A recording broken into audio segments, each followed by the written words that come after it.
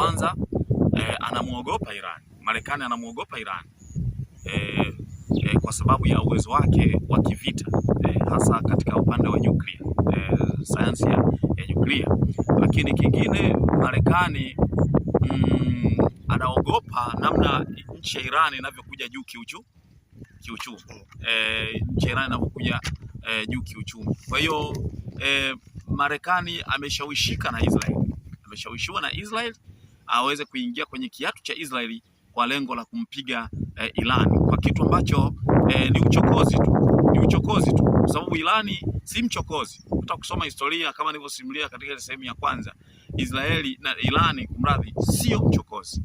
Kwa hiyo lengo la Marekani yupo anajaribu kumweaken au kumdhoofisha Iran ili asiendelee kwa kitisho, asiendelee kutengeneza silaha za kinyuklia, lakini kiuhalisia ana kitu anakitafuta.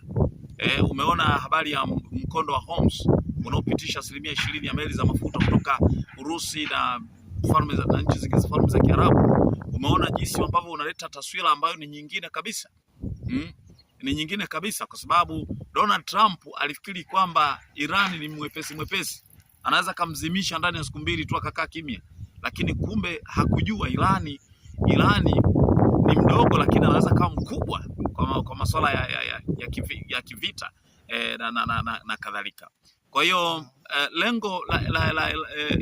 lengo la Marekani kumpiga Iran, moja, kumdhoofisha, mbili, ili Iran sasa aweze kuingia kwenye kiatu cha Mr. Donald Trump, kwa maana kiatu cha Marekani, ili sasa Marekani ianze kupanga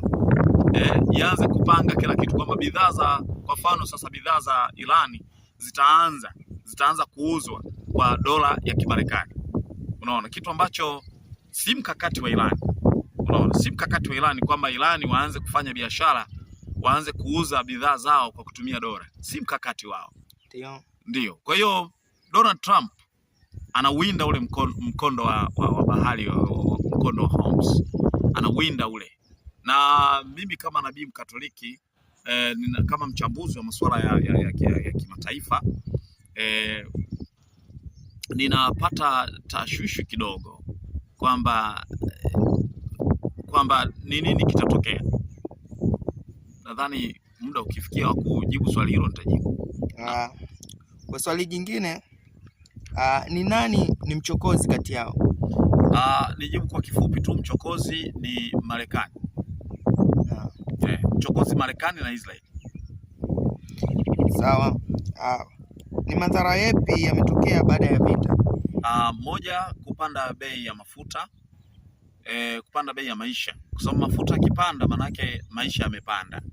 Kama unavyoona nauli zimeongezeka, na kama nilivyosema katika simulizi sehemu ya kwanza, Irani ni nchi kubwa, nchi kubwa sana Irani.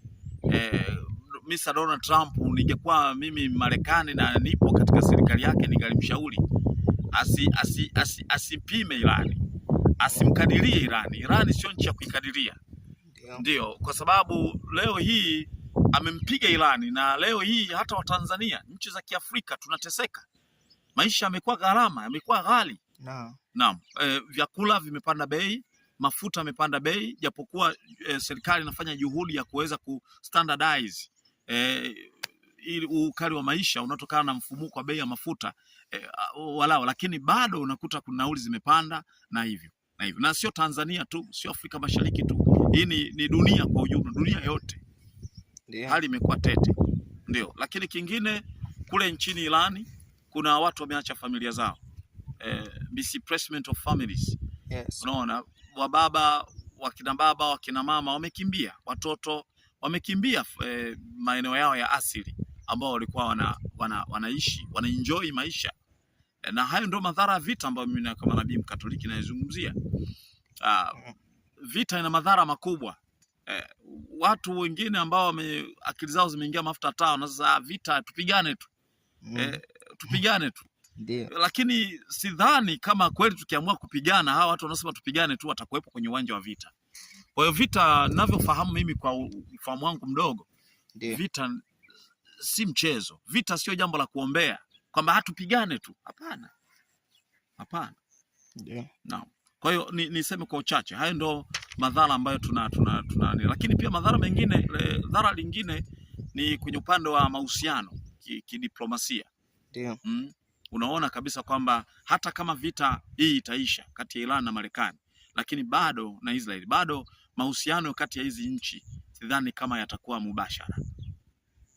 Naona kutakuwa na tashwishwi hapo. Ninaona kuna kitu ambacho kitatokea ambacho sio cha kawaida. Ndio.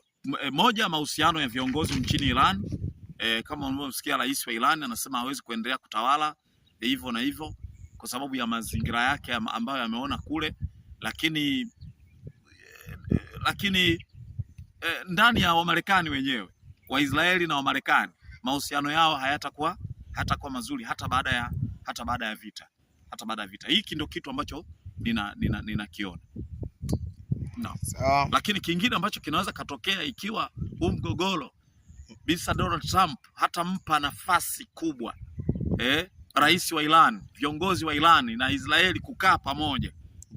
Kwa sababu mchokonozi wa kwanza ni Israeli aliyempigia simu Donald Trump na kumjulisha juu ya hali halisi, hali ya kutokuwa na usalama Mashariki ya Kati. Kwa hiyo kama bisa Donald Trump atahold discussion, hatutapata mbadala. Itaweza kutokea vita kubwa sana kwa sababu Irani ana washirika wake. Irani si mchokozi kama nilivyosemabaisha mwanzo. Irani ana marafiki. North Korea ni marafiki wakubwa wa Iran. Urusi ni rafiki mkubwa wa Iran. China ni rafiki mkubwa wa Iran na baadhi ya nchi nyingi za Uingereza, tuseme za bara la Ulaya zinamsapoti Iran kwa sehemu kubwa. Kwa hiyo ninaona huu mzozo kama utaendelea, Donald Trump kama atahova discussion, atakuwa main speaker kwenye hii discussion, na kwamba yeye kama mkubwa wa dunia, kwamba ataona kwamba Iran ni kanchi kadogo tu. Kwa hiyo yeye awakutanishe. Mimi ushauri wangu hapa na bibi Katoliki, awakutanishe Mr.